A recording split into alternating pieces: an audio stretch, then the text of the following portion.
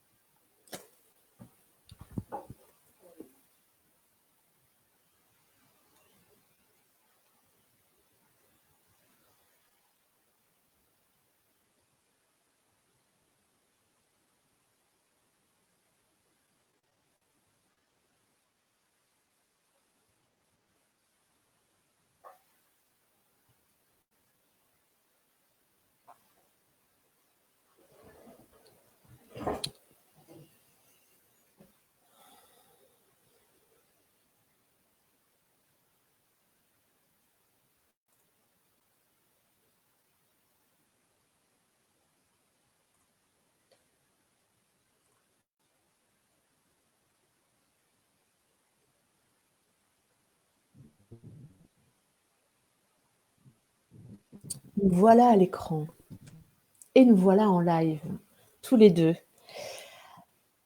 Bonjour à vous, Laurent Lesquarche. Bonjour. Je suis ravie de vous accueillir cet après-midi pour parler pédagogie. Alors, est-ce qu'on a des petits soucis techniques? De même. Ah bon, d'accord, on a un tout petit décalage. Bon, on va jouer avec ce petit décalage. Alors, cet après-midi, on va parler de votre livre. Je vais le montrer à l'écran parce que quand même, j'aime bien montrer les livres à l'écran. Construire des situations pour apprendre vers une pédagogie de l'étayage. Alors, un titre massif qu'on va essayer d'alléger et d'expliciter durant 1 heure. Alors, pour vous présenter, j'ai préparé quelques petites questions. Dans la préface de votre livre, on vous présente comme un praticien théoricien de l'action éducative. Vous nous expliquez un peu ce terme assez massif, mais je pense que vous avez une explication bien plus légère à nous proposer. En fait, il y a deux. C'est la définition de la pédagogie que donnent Jean Housset et Philippe Mérieux. C'est l'idée que quand on fait de la pédagogie, à la différence d'autres entrées, on ne fait pas que penser ce qu'on fait, c'est globalement, on est pédagogue, que si on théorise des choses, on essaie de les mettre en pratique, et si à partir de ces pratiques, on essaie de rethéoriser les choses. Et donc moi, à mon petit niveau, j'ai fait ça je crois que j'ai commencé à faire ça quand j'étais animateur socioculturel. Et je pense que on est beaucoup à avoir finalement ces premières expériences d'entrée en pédagogie, ne sont pas faites à l'école, mais ailleurs, dans l'animation. Puis ensuite, moi, j'ai été prof des écoles spécialisées en RAZ, essentiellement, puis un peu en SECPA. Et donc, globalement, je crois que ce que j'essaie de défendre est le fait que toutes nos théories viennent de nos pratiques. Encore aujourd'hui, à la fin, bon, bah, avec nos études un peu pédagogiques quand même.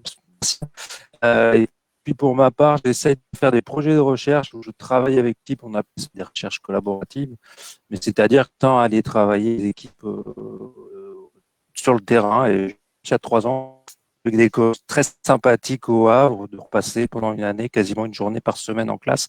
Donc c'est tout ce qui fait que oui, je pense pouvoir aujourd'hui dire encore, je suis un peu un praticien théoricien. Voilà. Alors, je pense qu'on a des petits soucis techniques. Est-ce que vous avez moyen de baisser la définition de votre caméra parce que ça lag un peu et du coup, on vous entend mal? Alors, du coup, je vous accompagne en Alors, direct. Au niveau technique, vous devez avoir une petite roue crantée au-dessus de votre écran, de votre petite vignette où mais vous êtes. je la passe à 360 faible. Voilà Ah ce que je ouais, viens de faire. OK. Si, je sais pas si c'est mieux. On va voir. Tout à l'heure, on n'avait pas ce souci de son. On va voir si ça va mieux. Moi, j'ai baissé aussi ma résolution pour que ça soit plus stable pour tout le monde. Alors, à votre avis, pour continuer cette présentation, en quoi l'intrication forte pratique-théorique vous paraît être un enjeu majeur dans notre développement professionnel?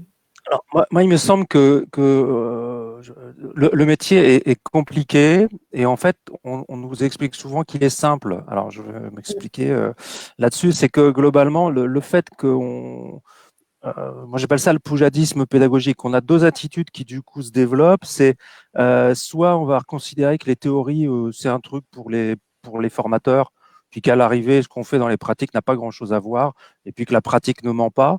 Et puis d'un autre côté aussi considérer qu'il y aurait que les théories scientifiques qui seraient valides et qu'il faudrait tout fonder là-dessus. Moi, je pense que on peut pas opposer ces deux choses-là. C'était Kurt Lewin qui disait, je crois, il n'y a rien de plus pratique qu'une bonne théorie. C'est-à-dire, je pense que si on n'a pas des conceptions théoriques pour éclairer ce qu'on fait, on risque de fonctionner à l'aveugle et de reproduire, par exemple, plein d'erreurs, et ainsi de suite. À l'inverse, je pense que ce qui fait que quelque chose a une chance de fonctionner, c'est qu'on l'ait vraiment essayé. Et c'est Fernand Houry qui disait ne rien dire que nous n'ayons fait. Moi, j'essaie de m'appliquer à peu près ce principe-là en rajoutant maintenant que je suis à l'université ou vu. Voilà. Mmh. C'est-à-dire globalement, moi quand je parle des choses dont je parle, c'est toujours des choses que j'ai vues fonctionner dans des classes. Alors il y a toujours des contextes. Donc ce qui fonctionne dans une classe fonctionnera pas dans une autre. Et il faut se méfier, en tout cas, moi, ce qu'on appelle les bonnes pratiques. Moi, j'y crois pas du tout. Je pense qu'il y a des principes qui sont utiles et qu'on peut transférer d'un espace à l'autre. Mais alors, qu'une pratique soit transférable, ça se discute fortement. Et c'est pour ça que, bon, par exemple, dans les tendances actuelles de certains un certain ministère, disons, en cherchant, c'est pas parce qu'on a les neurosciences qu'on va pouvoir déterminer la bonne Ouais. manière d'enseigner. Mais par contre, les neurosciences vont nous aider, comme l'histoire de la pédagogie, à penser des choses pertinentes. Donc c'est ça un peu pour moi cette idée-là, quoi, globalement. Euh, Quel serait finalement le petit guide d'hygiène intellectuelle pertinent pour peut-être quand même s'appuyer sur des pratiques de collègues qui ont fait leurs preuves dans leur classe pour nous les approprier à notre sauce? Comment on fait le transfert? Parce qu'on peut le faire, on n'est pas obligé de tout réinventer à chaque fois. Bah, moi, je pense que c'est la curiosité, et puis je pense Mhm. bon, que les personnes qui sont ici sur votre site font partie de ces personnes-là, c'est-à-dire de considérer que tout n'est pas déjà fermé, qu'il faut ouvrir. Je Mhm. pense qu'il y a des ressources, bah, donc voilà, vous, ce que vous faites, mais on a quand même une tradition de production pédagogique. Moi, je suis très intéressé, je travaille un peu de temps en temps avec les cahiers pédagogiques ou avec le café pédagogique, c'est-à-dire que globalement, on se tienne un peu au courant des choses et qu'on considère que c'est de la pédagogie. C'est-à-dire, ce qui a marché une année ne marchera peut-être pas l'année suivante, c'est normal, on va reconsidérer. Donc, pour moi, l'hygiène pédagogique, ça serait de continuer à se poser des questions au bout de 30 ans de carrière. Et je pense que Mhm. c'est ce que font la plupart des enseignants. Et du coup, pour ça que moi, je suis gêné par la période actuelle où j'ai l'impression qu'on infantilise l'école à essayer de leur donner un guide du maître à appliquer ou un petit livre orange. Et la question, elle est celle-là, quoi. C'est comment on construit et les ressources. Du coup, Internet, je pense, a réouvert une page. Moi, je vois en ce moment, on va démarrer un projet de recherche sur l'enjeu, par exemple, des classes flexibles ou ce genre de choses. On voit des innovations qui viennent plus du tout de l'institution ni même des mouvements, mais qui sont dans les échanges entre pairs. Donc, moi aussi, ce que la bonne hygiène, je ne sais pas si ce terme-là me parle vraiment, mais cette idée qu'on soit toujours dans cette démarche à aller voir ce que font les autres et puis à discuter de nos pratiques. Alors là, on a un petit souci en France parce qu'on n'a pas forcément cette culture collaborative là spontanément. Voilà. Mais il me semble que déjà ça, moi je milite par exemple pour que plutôt qu'il y ait des conférences pédagogiques à n'en plus finir, qui parfois sont très intéressantes, parfois manifestement un peu moins sur ce qui m'est renvoyé, qu'on autorise simplement chaque enseignant, comme on le fait en REP+, à aller 2 jours par an voir ce qui se passe dans d'autres classes. Je pense qu'on aurait un dispositif de formation qui serait déjà assez intéressant, vous voyez. Donc Donc c'est ça, il me semble que c'est ça, c'est cette curiosité et puis même si on peut jamais tout lire. Il y a une inflation des productions, mais en même temps, je pense que voilà, il y a plein de gens qui font œuvre utile pour que les choses soient accessibles. Tout à fait, des passeurs, effectivement. Mm. Allez, entrons dans le vif du sujet et dans les questions que je vous ai préparées. Une première question que j'ai plutôt intitulée idéologique parce que j'aime bien nous mettre en contexte, c'est pour comprendre le contexte des pédagogies. Et la question, c'est sur quoi reposent les oppositions? Alors, dans notre système éducatif et parfois même et souvent même dans nos salles des profs, entre les différents courants pédagogiques. Bah, on pourrait faire des heures de cours d'histoire, d'éducation là-dessus. Je crois que pour moi, il y a quelques grandes oppositions structurantes qui, en fait, structurent le débat social, les émissions puis les conversations d'apéritifs, mais qui, en fait, sont pas du tout portées réellement par les sciences de l'éducation, par exemple. Alors, le grand débat qui va mobiliser tout le monde, c'est l'opposition transmission-construction. Mais qui correspond pas à grand chose en fait, parce qu'on sent tous, on le sait tous dans nos pratiques, qu'il y a des moments où il faut faire en sorte que les gamins puissent construire par eux-mêmes certaines choses. Puis il y a des moments quand ils trouvent pas, il faut aussi accepter de se mettre dans une position de transmission. Et en fait, quand on regarde les travaux de recherche sur les enjeux, les théories de l'apprentissage, par exemple, il y a eu des raccourcis assez problématiques même de mon point de vue. C'est-à-dire par exemple sur ce qu'on appelle les méthodes actives. Bon, il y a des chercheurs, des gens de notre coin, hein, des gens qui ont été énormément attaqués en leur prêtant des discours qui sont le contraire de ce qu'ils disent. Par exemple, la pédagogie, le courant pédagogique n'a jamais dit qu'il fallait privilégier l'élève sur les savoirs. C'est bien au contraire. Il faut toujours tenir les deux ensemble. Et donc, par exemple, sur cette opposition, moi, je viens de Rouen, où il y a eu un chercheur en éducation qui s'appelait Jean-Pierre Astolfi, qui était justement pour moi l'image même de ce type de chercheur pensant la complexité et qui s'appuyait toujours sur une phrase du type on enseigne toujours quelque chose et à quelqu'un, c'est-à-dire que les enjeux de savoir sont présents. Donc, sur les théories de l'apprentissage, moi, je pense qu'il y a vraiment plein de malentendus, notamment aussi sur qu'est-ce que c'est que le constructivisme. En nous laissant croire que le constructivisme, enfin, c'est pas en nous laissant croire, c'est une vulgate qui est passée pas mal que ça serait qu'il faudrait que les enfants découvrent par eux-mêmes tout. Or, en fait, les constructivistes, que ce soit Vygotsky, que ce soit après dans la lignée de Piaget sur le conflit socio-cognitif, c'est pas tellement ça la question. La question, c'est comment je mets les enfants en position de recherche et comment, moi je m'inscris dans l'idée que quand un gamin est en activité et se pose des questions, si je réponds à sa question, il est en train de construire des savoirs. Qu'il y a aussi les situations de résolution de problèmes, c'est une autre manière de construire des savoirs, puis qu'il y a une manière qui est essentielle, qu'on a beaucoup oublié, qui revient avec les pédagogies coopératives. C'est un chercheur qui s'appelle Bandura, qui est un psychologue canadien, qui appelle ça l'apprentissage vicariant, c'est-à-dire observer quelqu'un qui sait faire, c'est aussi une manière d'apprendre qui nous est assez fondamentale. Et donc, c'est cette complexité-là, moi, je crois avec laquelle il faut qu'on renoue, parce que les différents courants pédagogiques, ils ont des positionnements un peu différents là-dessus, mais cet ensemble-là, doit tenir, hein, globalement. Voilà. Et derrière tout ça, est-ce qu'il y a des visions de société ou des visions de l'élève qui sous-tendent ces courants? Et finalement, est-ce qu'on peut derrière tout ça trouver des invariants qui nous mettent au service finalement de l'apprentissage avec un grand A et sortir des oppositions et aller vers la complexité et la complémentarité dont on parle? Alors, on va sortir des oppositions, mais là, pour le coup, si je me mets du côté de qu'est-ce que c'est, comment je vois l'élève, là, il va y avoir des courants très distincts. C'est-à-dire, je pense qu'il y a des courants, appelons-les plus traditionnels, qui considèrent qu'à l'école, l'élève est d'abord un élève. Et si je vais plutôt sur le courant de l'éducation nouvelle ou des courants aujourd'hui qu'on appellerait pédagogie différente, alternative, la grosse rupture, c'est de considérer que dans une classe, l'enfant est un élève, mais c'est aussi un enfant. Et là, pour le coup, si je prends ce critère-là, je vais avoir des courants assez différents. Deuxième critère qui va séparer pas mal les courants, à mon avis, c'est la place de la possibilité du projet de l'enfant lui-même, c'est-à-dire ce qu'on appelle les pédagogies de l'expressivité. Est-ce qu'on va on va tout construire à partir du programme pour globalement faire construire aux enfants ce qu'on a décidé qu'ils feraient, ou est-ce qu'on laisse une partie du jeu ouvert? Et là, par contre, on a des choses très différentes. Mais moi, ce qui est commun, il me semble, dans les classes où je vais travailler, et c'est ce que j'appellerais le postulat de bonne volonté, c'est-à-dire qu'il me semble qu'aujourd'hui, on est dans une situation où tout le monde est un peu en difficulté, parce que le public a changé, le contexte a changé, les prescriptions sont de plus en plus nombreuses. Chacun essaie de faire un peu comme il peut et du mieux. Et il faut déjà se dire ça, parce que sinon, on est dans des métiers, je crois, extrêmement culpabilisants pour les professionnels. Et là-dessus, alors je passe beaucoup, moi aussi, un peu, je travaille un peu en second, dans le premier degré et dans le second degré. Je pense par exemple pour les collègues du second degré, c'est extrêmement compliqué. Ils ont à gérer des adolescents, des choses compliquées, et ça pose la deuxième question, et là qui moi me semble essentielle, c'est la question de la formation, par exemple, aux dimensions psychosociologiques.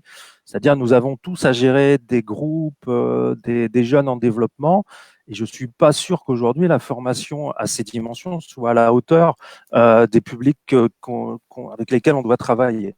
Et puis pour moi aussi, du coup, l'autre élément dans les invariants, c'est l'idée qu'on a quand même quelques savoirs assez stables sur lesquels on pourrait tous s'appuyer, quels que soient nos courants, quoi. Et savoir assez stable, c'est à peu près ce qu'on connaît sur le fonctionnement des apprentissages, comme je l'évoquais tout à l'heure. Et puis moi, il me semble la question que on n'apprend pas sans expérience. La question que faire de la mémorisation momentanée, c'est pas forcément un apprentissage. Là, ça pousse, d'un coup, ça explose un parquet de pratique qu'on voit dans les classes, hein, où les gamins font les choses, mais je suis pas sûr qu'ils apprennent au sens d'avoir construit une compétence dans le long terme. Puis l'autre élément, c'est qu'on est dans des situations, il faut qu'on arrive à sortir, mais c'est super compliqué du fait que, en fait, moi, quand je vais dans des classes, on voit bien qu'on peut toujours garantir ce que font les enseignants, mais beaucoup moins ce que font les élèves. C'est-à-dire, quand j'ai fait cours, moi j'ai ça à la fac, hein, quand j'ai fait cours, je peux garantir que j'ai enseigné. Est-ce que mes étudiants ont appris quelque chose? Je serais beaucoup plus prudent. Et je crois que cette réflexion-là doit nourrir le fait que on a à construire des pratiques. Avec moi, un truc qui me gêne quand même, c'est si on était dans les courants, je pense qu'il y a quand même une opposition entre savoir si on veut émanciper ou si on veut conformer les enfants.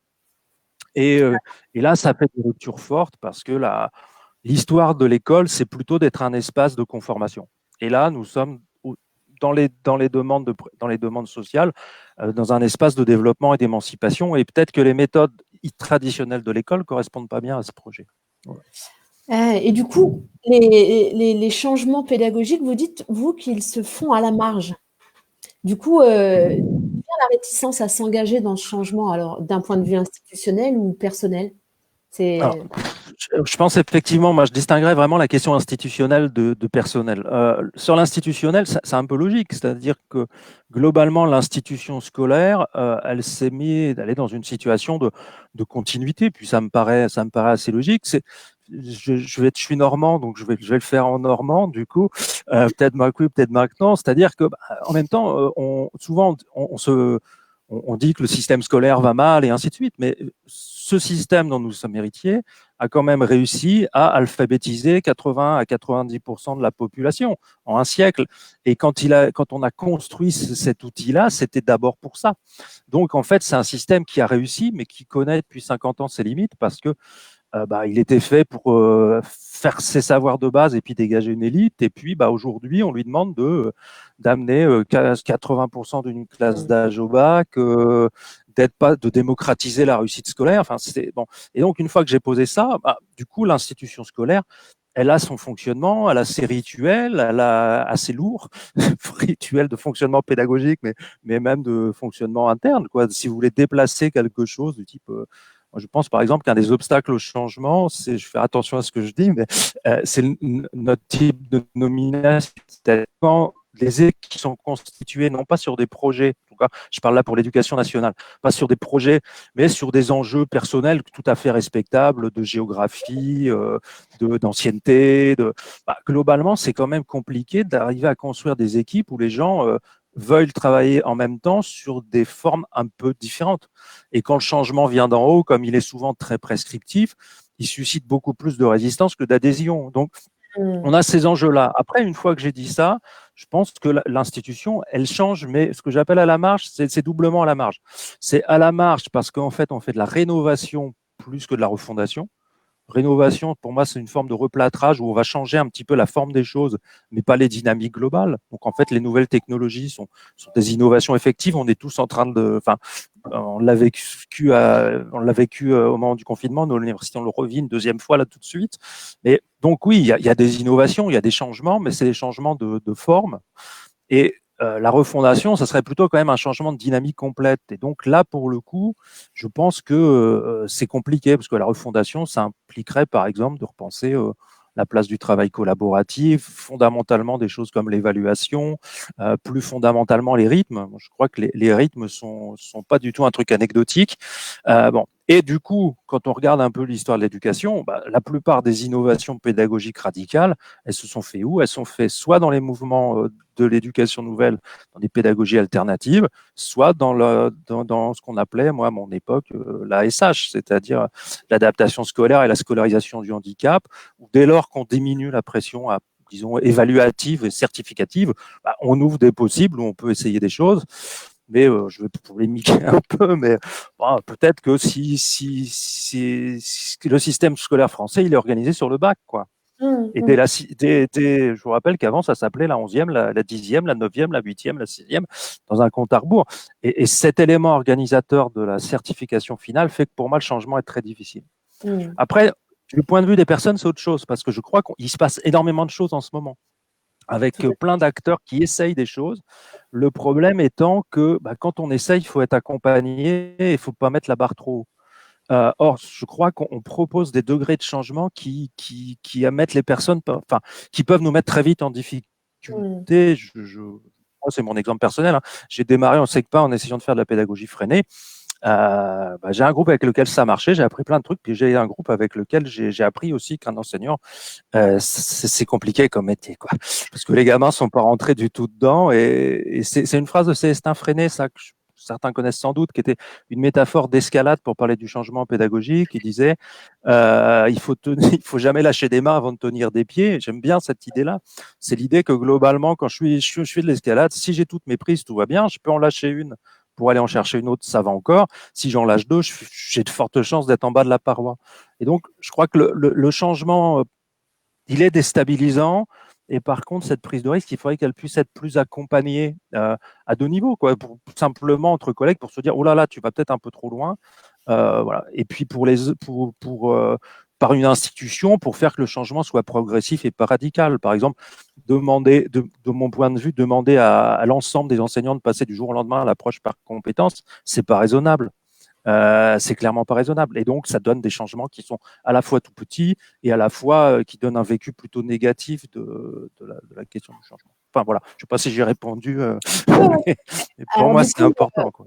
Ouais, tout à fait. Cette mise en contexte était importante. Alors, je regarde l'heure, je fais maîtresse du temps en même temps, et je me dis que je vais passer les deux questions qu'on s'était données ensuite pour aller directement sur l'hypothèse de repenser l'environnement d'apprentissage, si vous voulez bien, et on redonnera au fil du temps les éléments qu'il y avait précédemment, parce que j'aimerais vraiment sur cette thématique de l'étayage. Alors, votre hypothèse est de repenser l'environnement d'apprentissage dans sa globalité comme un espace offrant des occasions d'expérience et proposant des étayages facilitateurs.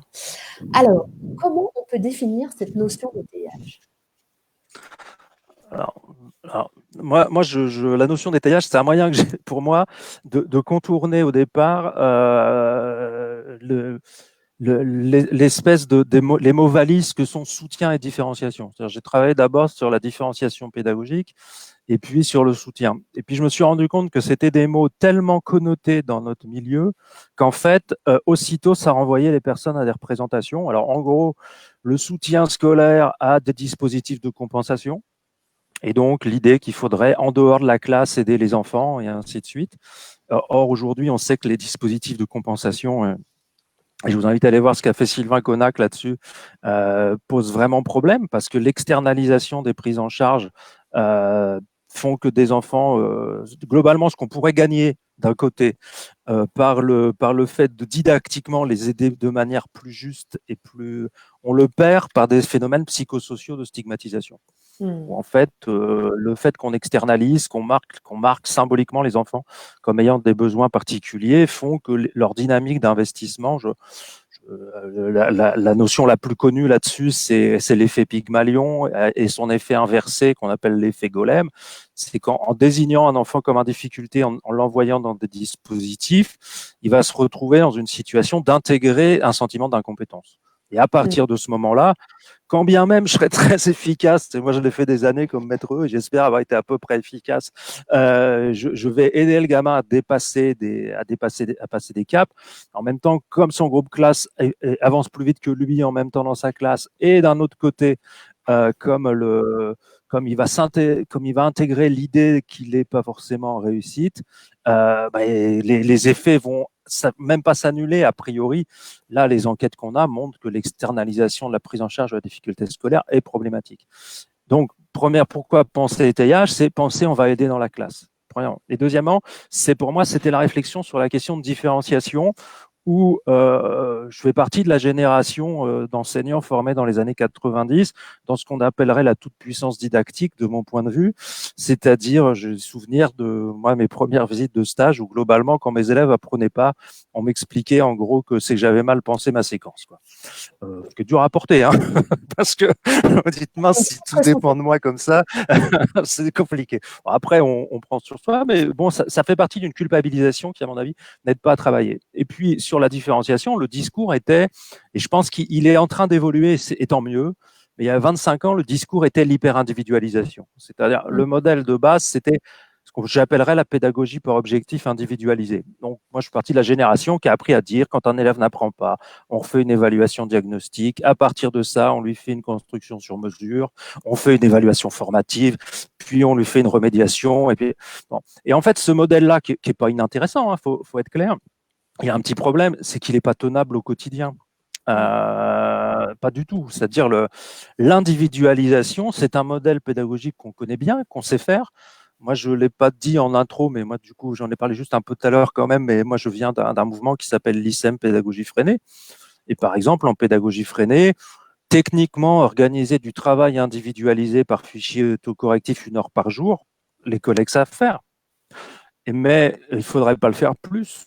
Parce que après on perd le groupe, parce que voilà, et puis c'est d'autres compétences. Donc en fait, l'idée qu'il y a derrière tout ça, c'est que l'individualisation c'est une piste, mais il y en a probablement d'autres. Et moi, je me suis intéressé à ce moment-là à ce que j'appellerais la prose de Monsieur Jourdain de la différenciation pédagogique, c'est-à-dire tous ces gestes. Alors, je crois que vous avez reçu mon collègue Éric Saillot il n'y a pas très longtemps, donc lui, il dirait des gestes d'ajustement, mais eux, ils sont didactiques professionnels. On dit pas les choses pareilles, mais en fait, souvent, on parle de la même chose. Tous ces gestes d'ajustement dans lesquels qui vont faire différenciation sans forcément que ce soit conscientisé. Et donc, à partir de ça, j'essaie de réfléchir sur le fait que, par exemple, qu'est-ce qui va être différenciateur dans une classe? C'est la diversification potentielle des supports. Ça va nous amener à l'individualisation, pourquoi pas. Mais ce qui va faire différenciation, c'est aussi les consignes. Ce qui va faire, et là, on va retrouver sur des choses toutes bêtes, en fait, mais qu'on utilise sans les conscientiser très souvent comme de la différenciation. Donc les consignes, ce qu'on appelle les consignes tâches, et puis à un autre niveau, comme élément différenciateur, on va avoir les ressources, on va avoir, et je vais en reparler après sur l'étayage, et puis le fait d'être aidé ou pas aidé, quoi. Parce que nous sommes dans une période vygotskienne entre faire quelque chose tout seul et le faire avec une aide. Ça n'a a priori pas grand-chose à voir, en tout cas en termes de difficulté de tâche. Et donc, voilà, à partir de cette réflexion-là, moi, je suis arrivé à l'idée de dire qu'il faut penser la classe comme un environnement dans lequel on peut avoir des étayages, c'est-à-dire des soutiens à l'activité autonome.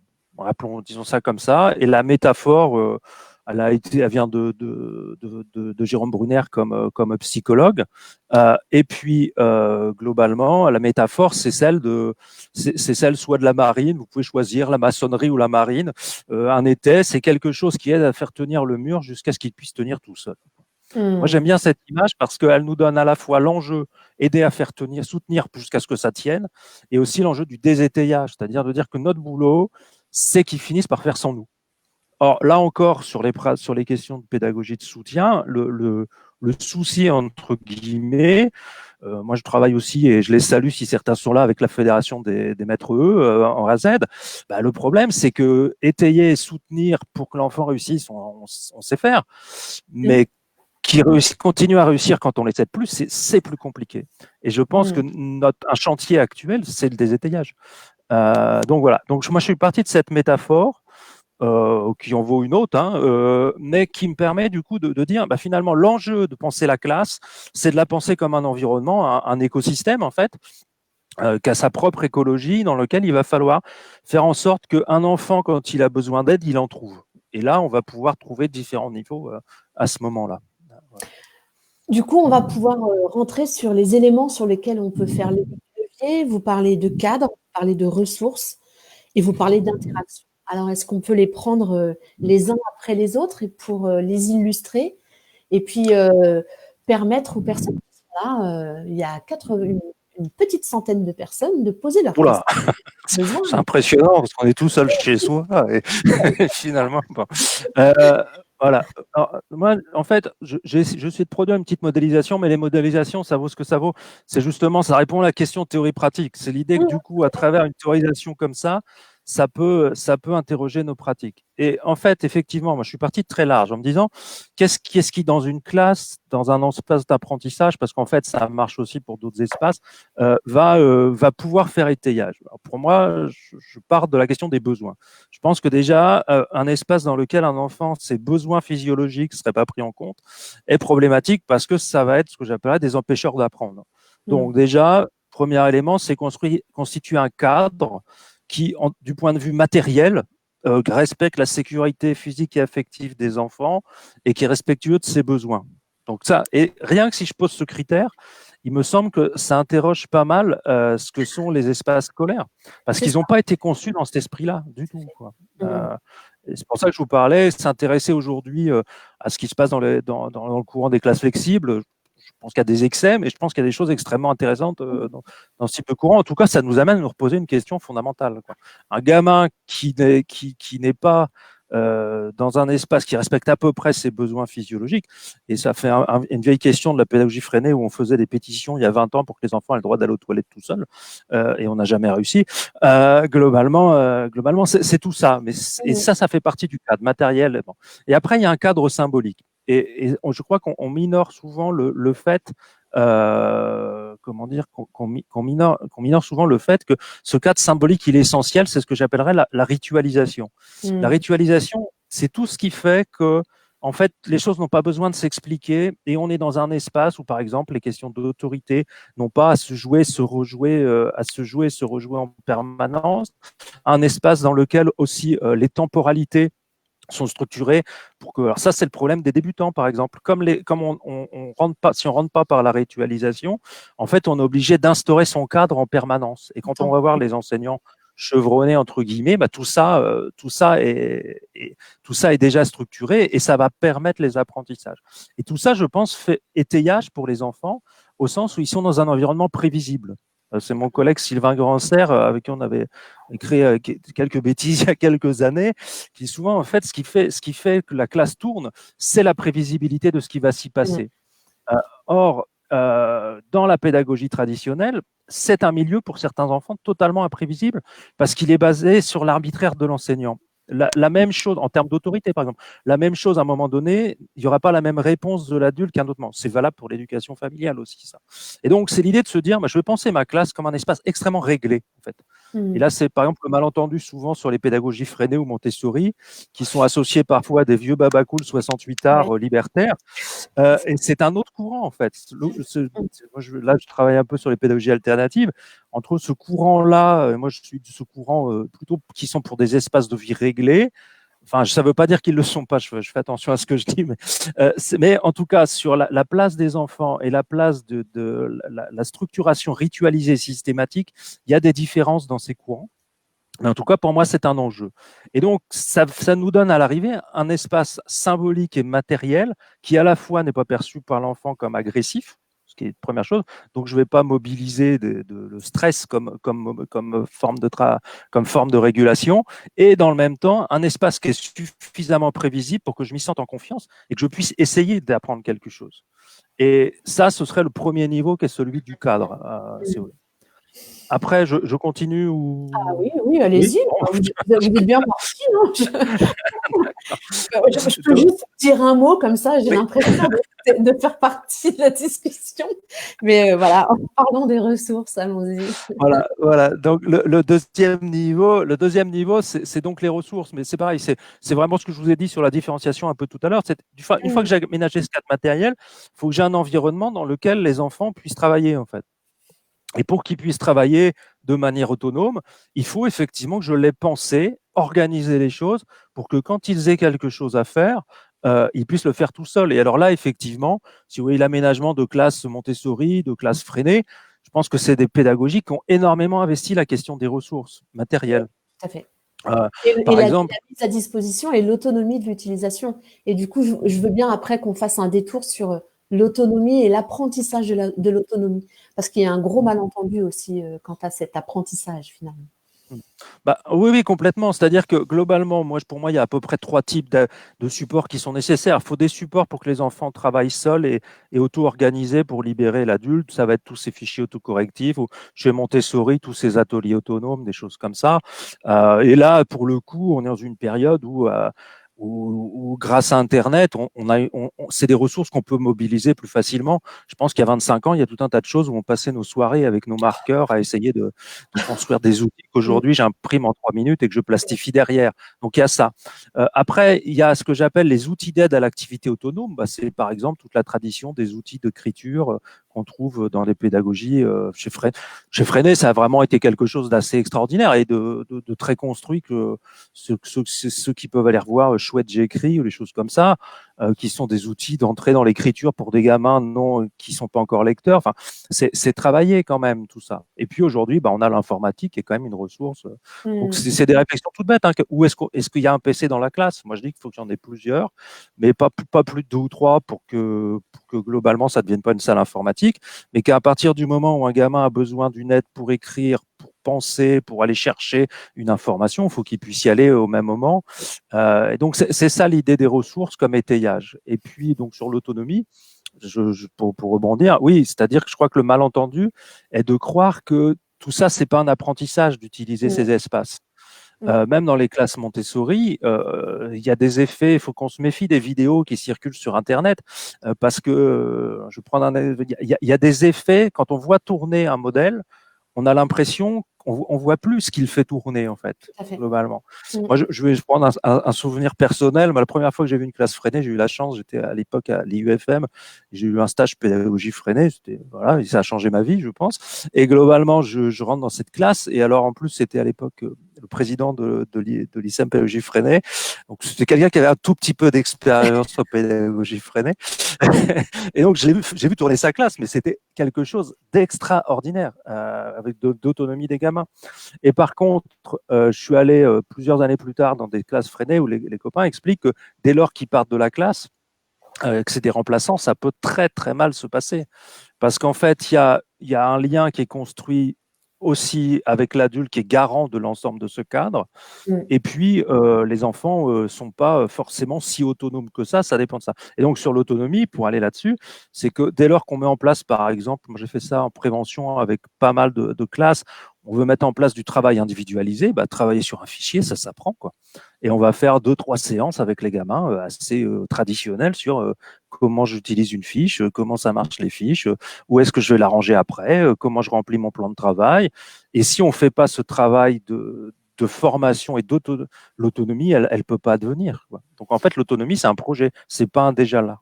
C'est ça. Et c'est que l'outil ne contient pas ça dans sa substance. Il est conçu pour pouvoir être utilisé en autonomie, mais l'attitude et la posture qu'on doit avoir dans l'utilisation de cet outil, il est à installer et et à Et à entretenir. apprendre et à entretenir, tout à fait. Parce que ça va pas de soi du tout. Alors là, c'est là où je parlais tout à l'heure des classes coopératives, par exemple.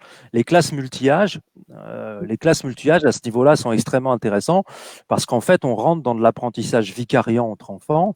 C'est-à-dire que ce sont des classes dans lesquelles cette autonomie-là, elle s'acquiert, je pense, beaucoup plus vite parce que les gamins s'entraident et s'expliquent les uns aux autres.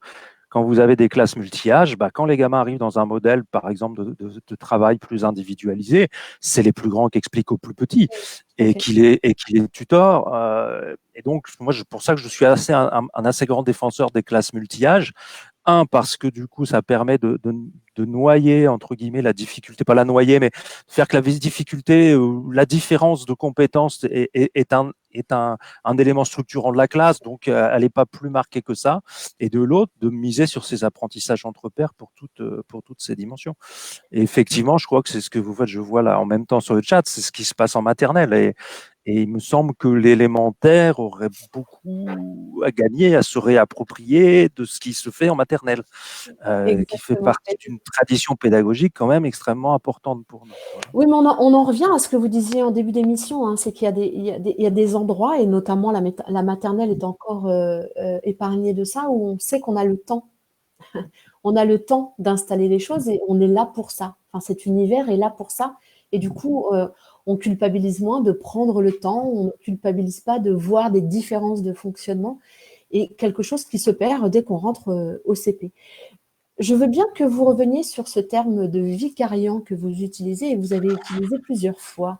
Oui, alors la vicariance, c'est donc la théorie d'Albert Bandura dont je parlais un peu tout à l'heure, et elle est peu connue en France, enfin, elle est surtout connue en STAPS en fait. Moi je viens de là, et donc c'est là que je l'ai rencontrée il y a très longtemps, et ça m'avait étonné d'ailleurs de ne pas la rencontrer plus dans ma formation d'instit. Et en fait, c'est l'idée que une de nos matières d'apprendre fondamentales, c'est l'observation, et Vygotsky le posait comme ça, mais une observation intelligente, c'est-à-dire il faut se méfier souvent, l'observation et la démonstration mauvaise presse, comme s'il y a même des incompréhensions totales, comme s'il fallait pas montrer aux enfants pour qu'ils découvrent tout seuls, comme je disais tout à l'heure. En fait, si on regarde, et là il suffit de voir ce que nous faisons tous les jours avec des tutoriels en ligne et compagnie. Si je ne sais pas comment monter mon étagère, je vais aller voir une vidéo de quelqu'un qui montrera comment il fait. Et ça va être là que va commencer la vicariance. C'est-à-dire, je vais analyser les principes d'action de celui qui sait faire, de manière à les identifier et ensuite à les approprier, les appliquer à mon propre cas. Moi, je maintiens que ça, c'est une démarche d'apprentissage à la fois active et constructiviste. Et c'est donc comme ça que je vais apprendre des choses extrêmement complexes, mais par des mécanismes d'observation. Et donc, pour moi, c'est la justification, une des justifications principales des classes coopératives. Puisque dans les classes coopératives multi-âges, en fait, les enfants ont une démultiplication des modèles possibles d'action. Donc, il y a l'enseignant, évidemment, mais il y a finalement d'autres enfants qui savent faire un peu mieux que lui et qui, en plus, sont souvent dans des… Alors, ça, c'est la question des pédagogies, par exemple, de la démonstration, notamment sur les activités physiques. C'est qu'en fait, il nous faut des modèles qui sont pas trop expert non plus. Un modèle trop expert ne peut plus être utilisable parce qu'il est trop expert et je suis plus dans ma zone proximale. Par contre, si c'est quelqu'un qui sait faire un peu mieux que moi et qui a des schémas d'action qui me sont accessibles, là, globalement, là, la démonstration qu'il va me faire sera un outil pour moi. Et l'idée est celle-là, c'est-à-dire que ce serait dommage qu'on se prive de cette dimension-là dans les classes, en fait. Or, que ce soit la pédagogie traditionnelle qui ne veut pas d'échange entre les enfants et donc pour qui se parler, c'est bavarder, c'est mal. Et puis d'un autre côté, une autre pédagogie plutôt constructiviste, moderne, qui elle veut à tout prix que les enfants reconstruisent tout et surtout, il ne faut pas montrer. Ce qui est un autre excès de mon point de vue. Et je milite pour qu'on essaie de réhabiliter, par exemple, réhabiliter la démonstration comme un moyen nécessaire d'apprendre. Pour apprendre, par contre, en mettant une limite à toutes ces transmissions-là, c'est la limite du pédagogue philosophe Dewey qui disait toute leçon doit être une réponse à une question qu'on s'est posée. Et si je le pose comme ça veut dire que c'est absolument pas un problème de mon point de vue de faire une démonstration, d'expliquer quelque chose, mais par contre à un déjà là et un questionnement déjà là. Le problème, c'est si je fais une démonstration ou si je fais une explication à quelqu'un qui ne se pose aucune question, je crois qu'on perd tous notre temps. Et donc, c'est là-dessus que ça se joue pour moi, quoi. Je ne sais pas si j'ai répondu clairement, mais Oui, tout à fait, très, très clairement. Et en vous écoutant parler, je me dis qu'on peut faire ce transfert aussi à notre développement professionnel. J'aurais envie de revenir à ce qu'on se disait au début sur le développement professionnel, c'est que finalement, regarder euh, un autre, un autre enseignant faire classe, regarder ses pratiques et essayer de déceler derrière, dedans, ce que je peux m'approprier et ce que je peux essayer de faire à ma manière, je me dis que ça peut être aussi une jolie manière Enfin, c'est un schéma, en tout cas, que j'avais envie de transférer sur notre développement professionnel.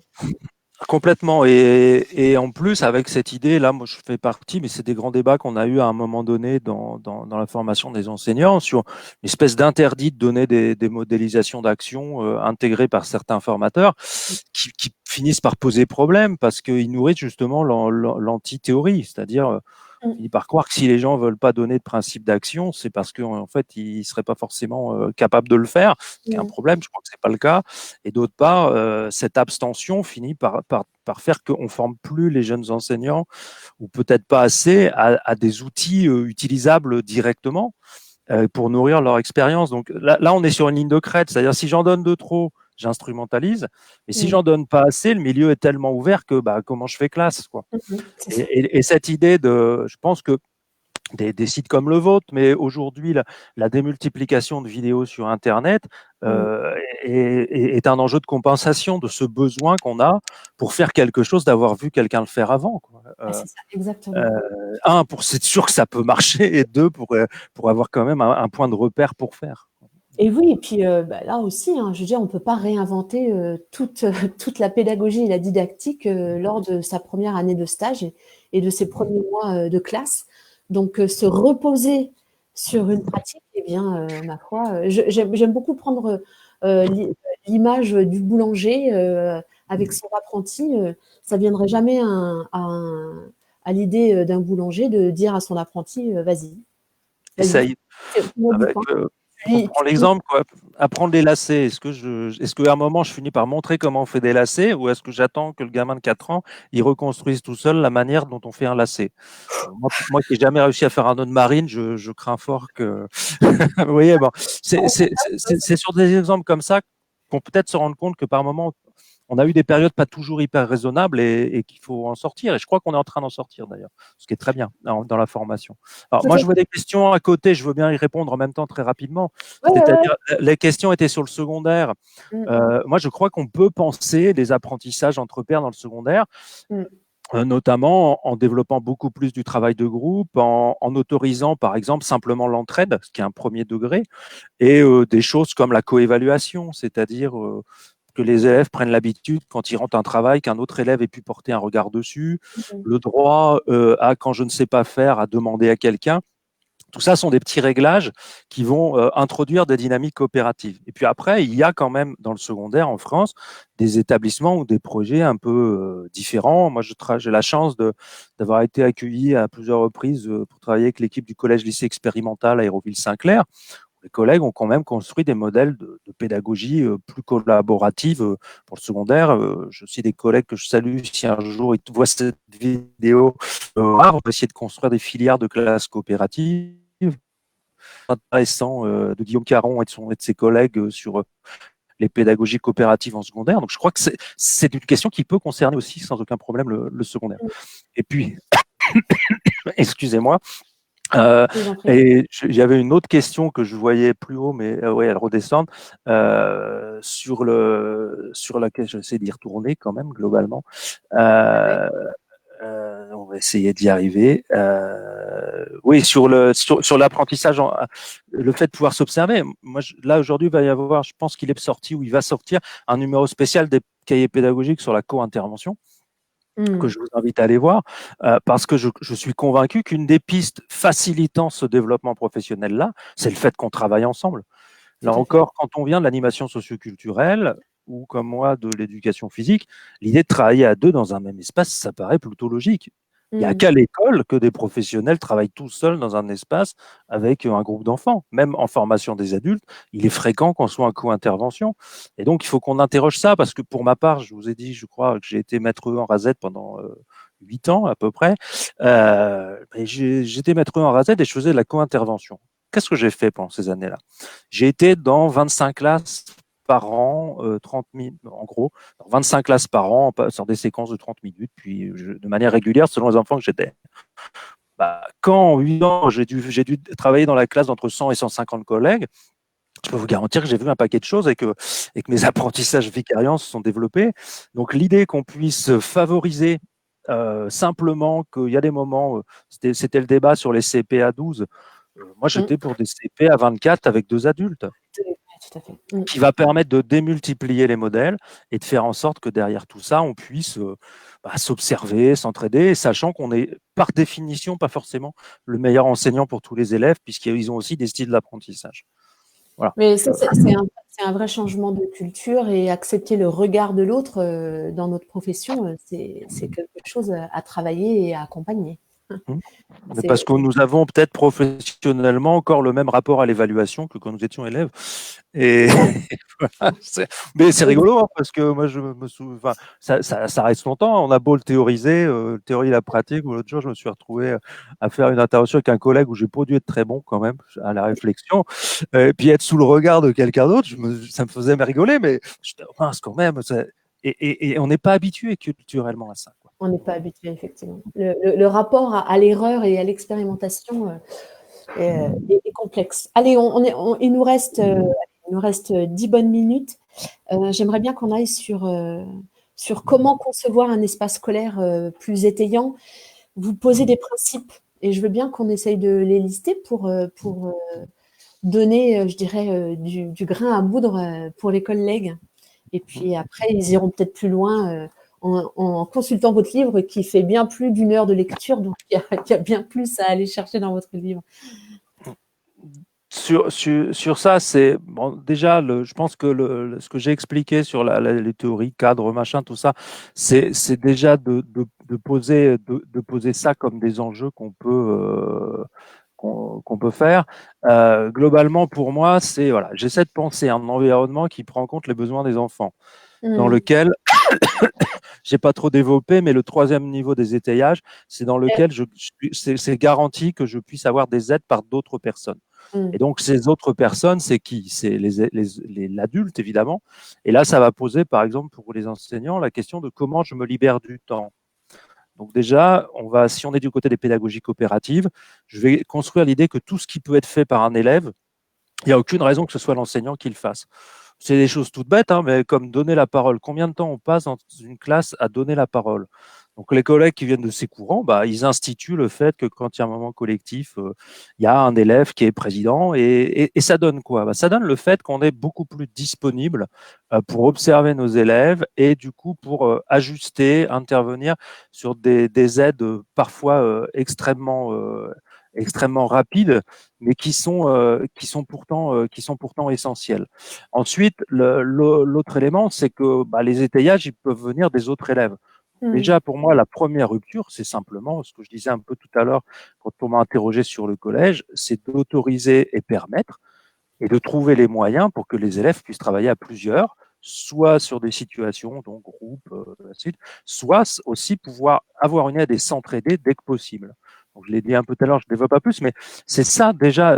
Là, je suis dans une très grosse rupture parce que dans la forme scolaire traditionnelle, c'est quelque chose qui n'est absolument pas en place.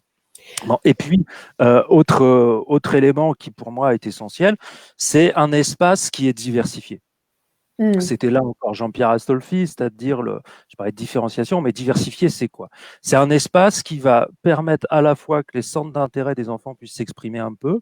Alors, sur les pédagogies des centres d'intérêt, Jean Housset, qui vous connaissez sans doute pour son travail sur le triangle pédagogique, mais qui a en fait beaucoup travaillé sur les colonies de vacances et qui faisait une théorie qui, moi, m'inspire beaucoup, qui est celle de l'opposition entre pédagogie de l'imposition. Je suis dans un environnement où tout m'est imposé. Pédagogie du choix, je peux choisir des choses, mais du coup, mes goûts, mes centres d'intérêt vont rentrer en compte, mais j'ai intérêt à être dans un environnement où quand même ce qu'on me propose décidé par l'adulte en compte là-dessus. Puis il appelle ça la pédagogie de la décision.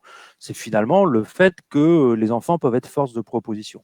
Moi, je défendrais l'idée que il faut surtout pas être radical dans ce que nous faisons, mais il faut introduire des doses de propositions de la part des enfants pour qu'en fait, on puisse garantir que dans l'espace, ils soient à peu près mobilisés par des choses qui les intéressent.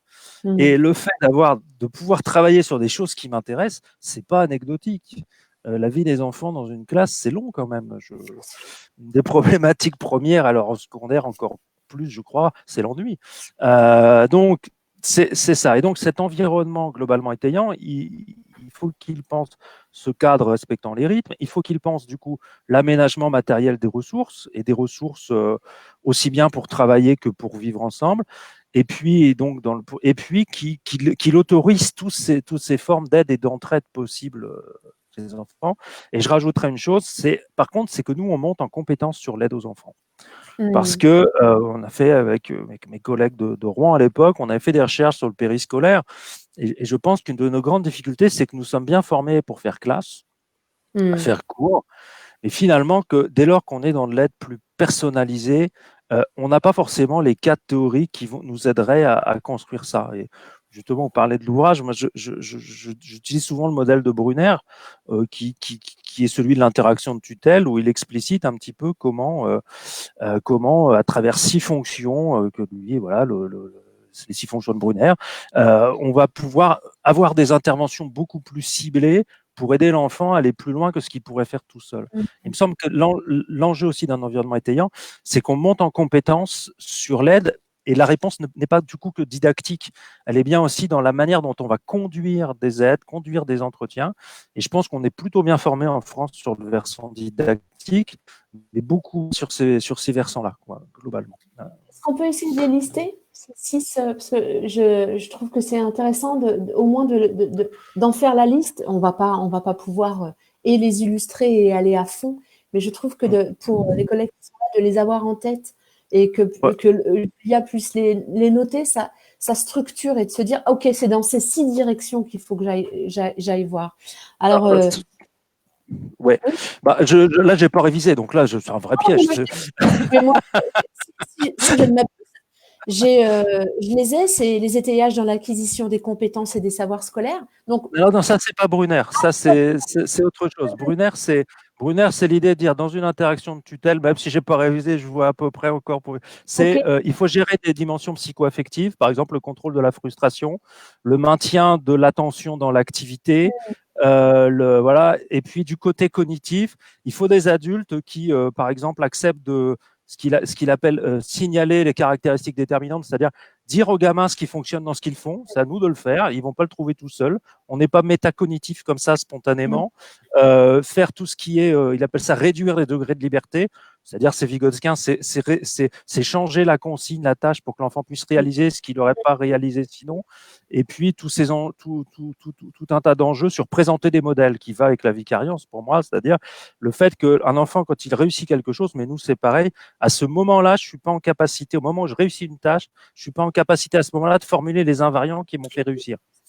Et donc, c'est d'aider la personne. Et ça, en fait, Brunner défend un adulte extrêmement interventionniste. Pour ma part, je suis pas. Alors, ce que vous évoquez, c'est plus un travail de recensement, en fait, on va dire, des enjeux sur lesquels on pourrait étayer. Et là, ces enjeux, ils sont les suivants, c'est-à-dire qu'on a l'habitude de penser qu'il faut aider, évidemment, d'un point de vue didactique, dans l'acquisition des connaissances scolaires elles-mêmes. Mais plus loin que ça, il y a la question du métascolaire. Moi, j'appelle ça le métascolaire. C'est quoi? C'est qu'il ne faut pas seulement que les gamins acquièrent des connaissances, il faut qu'ils comprennent le système de fonctionnement des connaissances.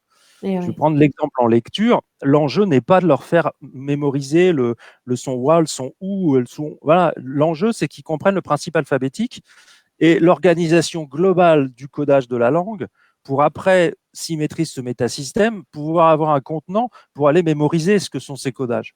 Et souvent, on les aide sur les connaissances et on oublie que derrière, il y a des systèmes métalinguistiques ou dans les mathématiques, c'est pareil, quoi. Le système de numération, si j'ai pas compris le système de numération, c'est quand même compliqué de voir comment tout ça marche. Après, le deuxième niveau, si je vais là-dessus sur ces niveaux, mais là, c'est plus un héritage de maître E, c'est en fait que pour réussir à l'école, il faut avoir des méthodes. Oui.